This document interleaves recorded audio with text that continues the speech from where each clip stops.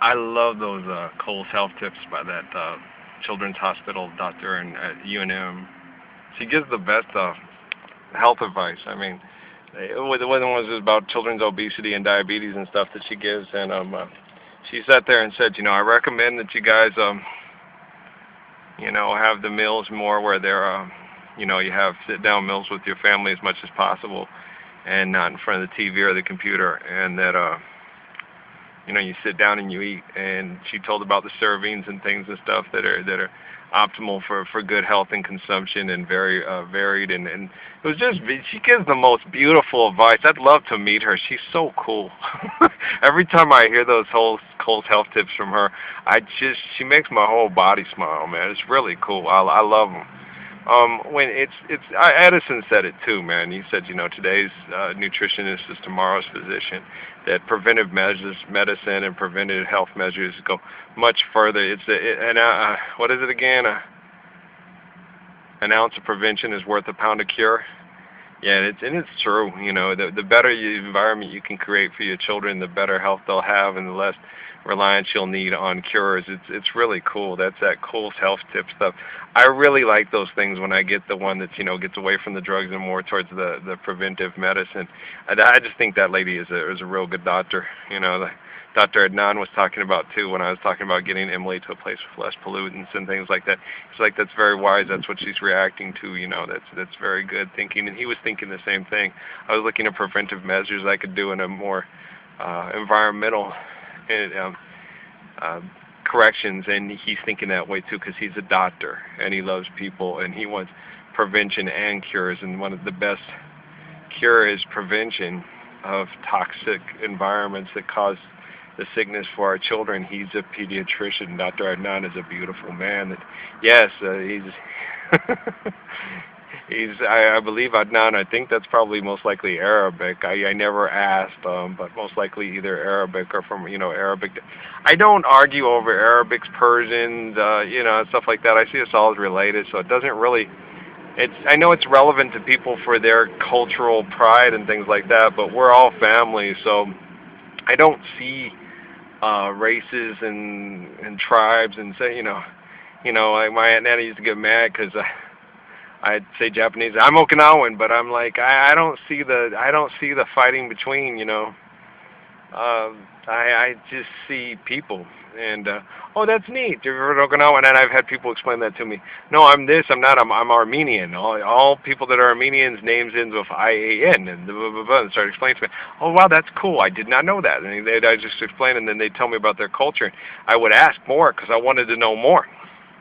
So it's the type of person I am. I want to know more about your tribe, about your family, about your culture, about why you do what you do, and why you behave like you behave, because I have to understand what offends you, what this and what's not, and then I can help you be less offended and be more intelligent and more connected and understand everybody. I've done this with my family my whole life. Oh, you're Earl, they're just lying to you. They're just making it up. Never mind.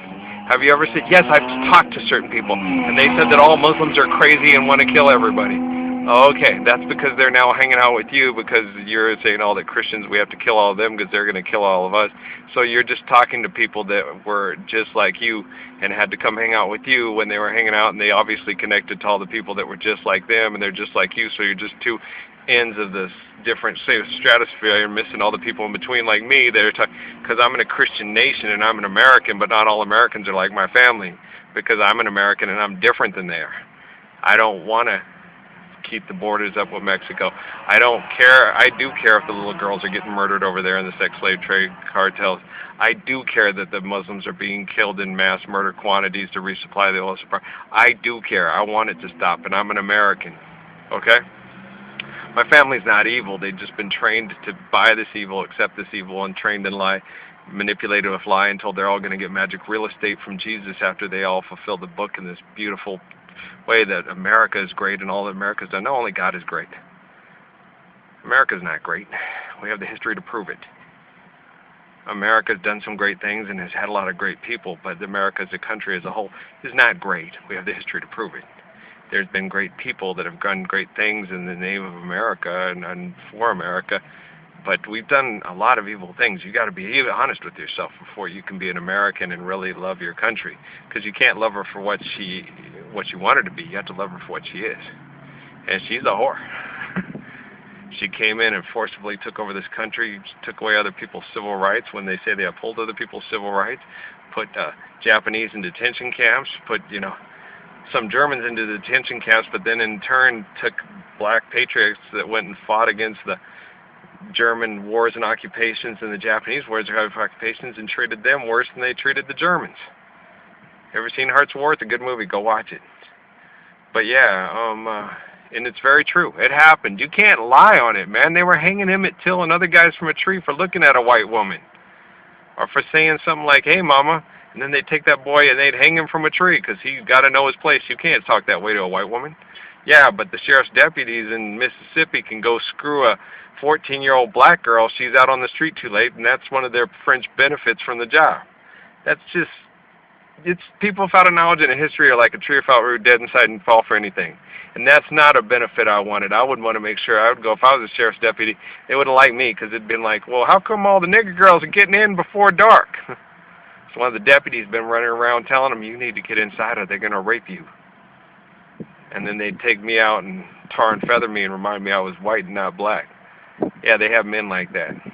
But there's also men like Atticus Finch. And I like Atticus Finch, y'all. I feel sorry for Mr. Yule, but I don't want to be like Mr. Yule. Alright? And maybe I got a little Boo Radley in me too. I don't know. I like Boo Radley. He's one of my favorite characters in that book. I didn't expect this to go this way at all. Well, I was listening to a song on the way in here. It's called Jimmy Mac. You ever heard it? And Jimmy Mac, it's women and men are wired differently, and they got different... We've talked about this many times before, y'all. It's easier being faithful when you're a guy than it is when you're a girl. It is. Oh, because girls, they come on to you. I hear you, all this and that, and all you got to do is just tell them, nah, no thanks. What's wrong with me? Oh, so you think she's better than me. And then when you come back and, oh, I'm broke up with her now. You want to have sex? No, you had your chance. Women are like that. I can find him and I can go get that guy to screw me right off the first time I ask him. It's an ego thing. So women, it's a lot easier. Women will cut you off, I told you about that with one of my sister's friends. She came on to me when she was 14. I was 18. And my sister was 14 having sex with an 18-year-old guy my age. And so she thought, well, hey, I'll just go for her brother, And I turned her down because she was 14. I didn't feel she was mature enough yet. She came to visit me when she was 18, when she turned 18, when I was at a store that I worked at in college, and I was 22. I asked her for her phone number, and she looked at me like, no, you crazy? You didn't have sex with me when I was 14. You're not going to have sex with me when you're 18. It's like, well, me and a lady just talked about it at the store. I was like, well, it's her loss then. Because I didn't think she was mature enough to handle having sex with me when she was 14 when I was 18. And then when she came back 18 to rub it in my face like I look good when I'm 18, and you'll probably say you'd want to have sex with me now, but you can't because you didn't when you were 14. It's obvious she wasn't mature enough then, and she wasn't mature enough at 18 either. Do the math. Okay? So it's her loss.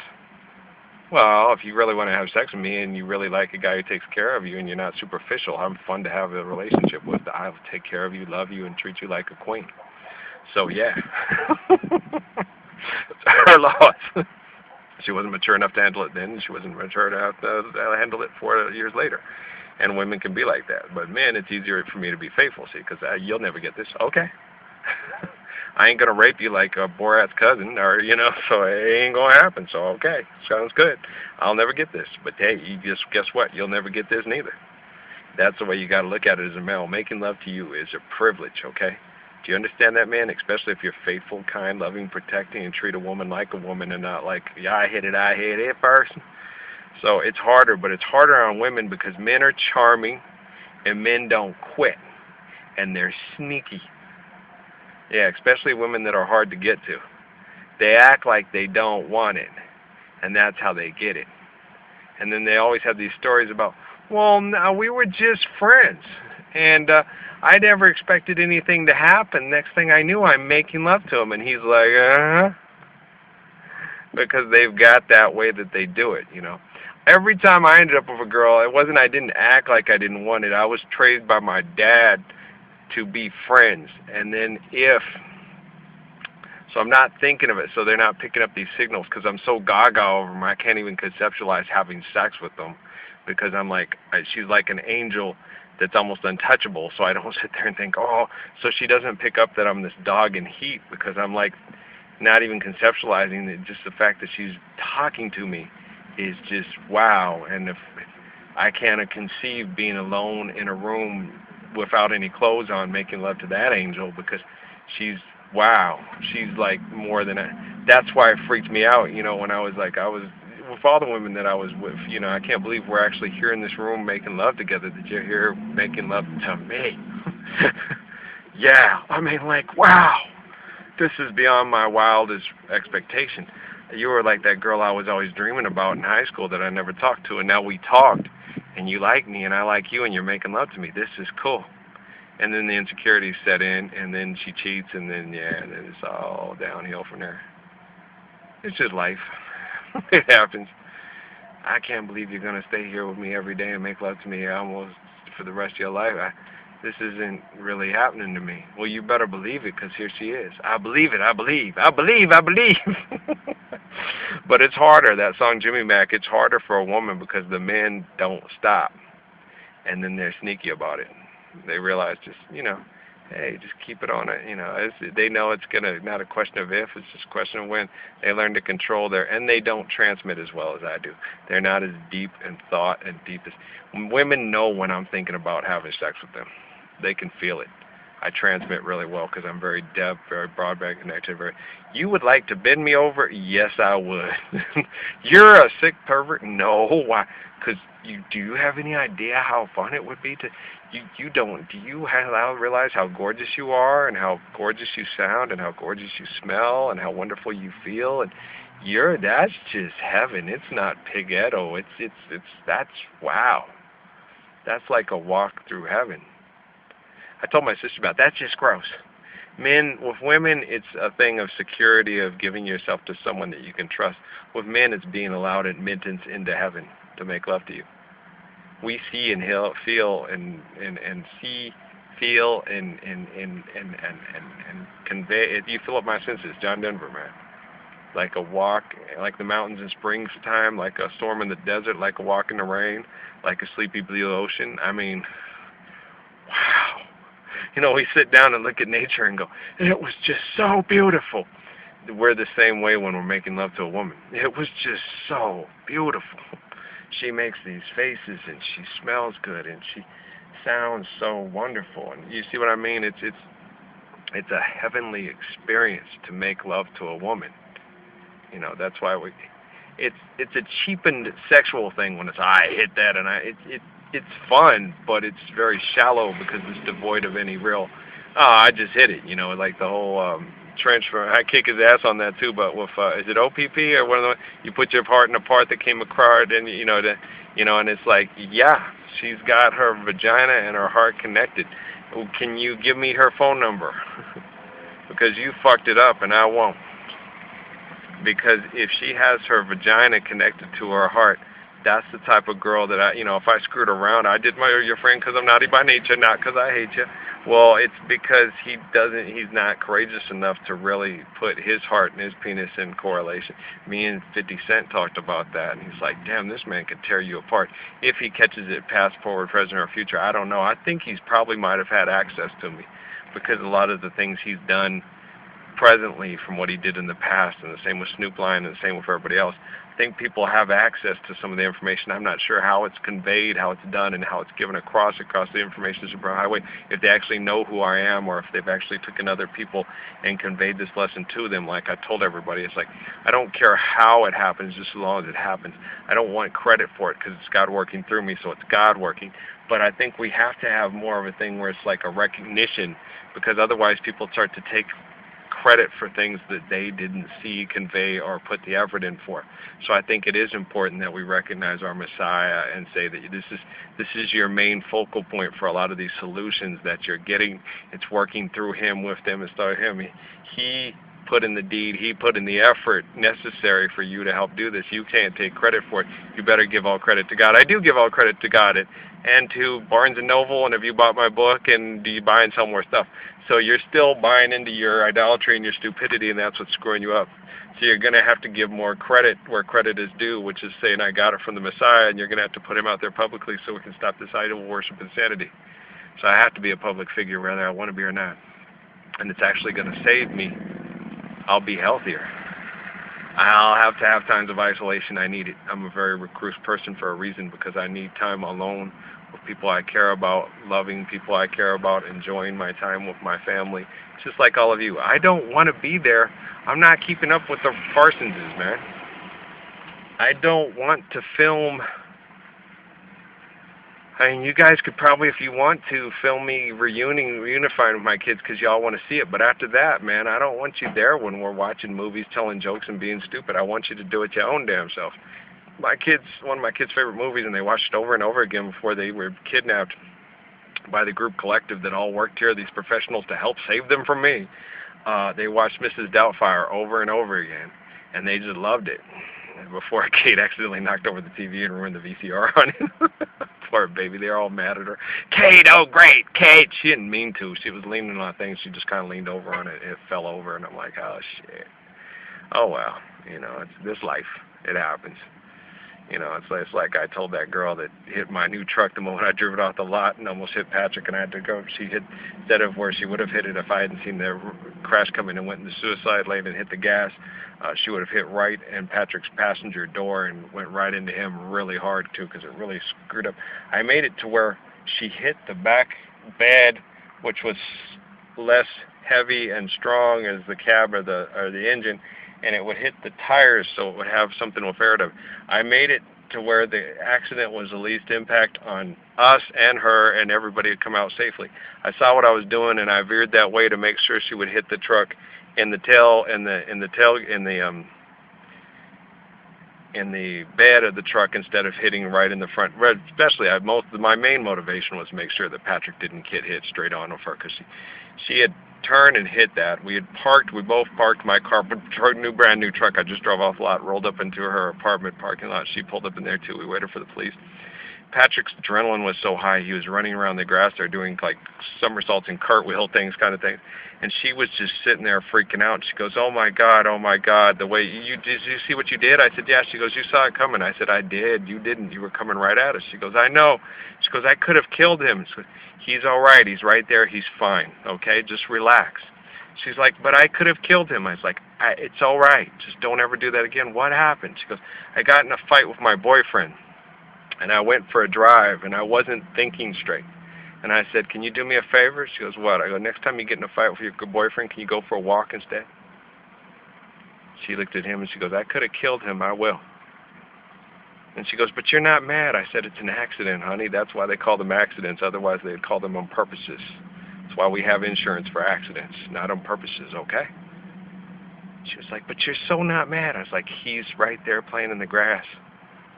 I just got ripped off on this truck at the car dealer anyway.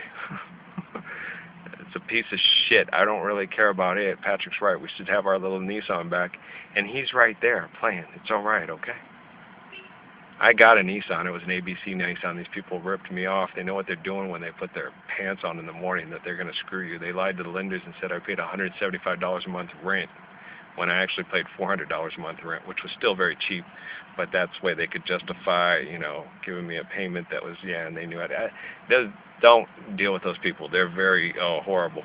And then when you go to court and you deal with a judge, it's like, you're dumb. You should know better than that. It's like, that's because they don't try to rip you off because you're a judge. They don't try to rip off cops and judges. That's why they ask you, what do you do for a living? You have to prove what you do for a living, show the income and all that stuff and everything like that. So that way, yeah, because you're going to get financed, so you get a great deal because you're a judge and a cop. But if I work at a Fortune 500 company like Southwest Airlines, and I seem somewhat naive and don't ever know what I'm doing, and saying, I'm not trying to, this is my first time doing this, I don't want to try to rip you guys off, I just want to get the squarest deal. Just be honest with me, what I can get, what you can get from me, and what I can afford, and what you guys get. And they just walk out the door. You can't be honest with these people. They're, naive. We've got our rubbers on, let's fuck him in the ass. They're horrible, because they're all working around money. Alright, guys?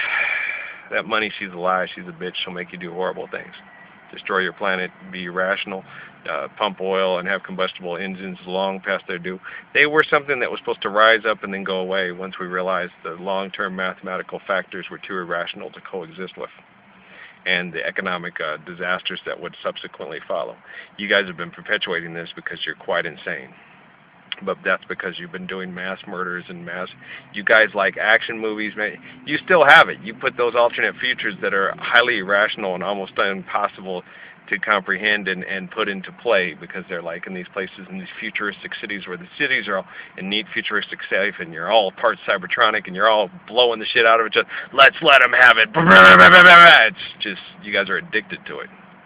So you put yourself into cyber worlds where you can keep doing this, and then you're trying to create them into reality when they're quite irrational and go in contrast to what your natural, biological, and ecological symbiotic relationships are. They're fantasy worlds, because you can't keep doing what you're doing and have a nicer, more pristine place where you can blow each other up, extort each other, and blow the shit out of each other and kill each other, unless you live in biospheres. Or maybe you could do that. I don't know, but that's just psycho.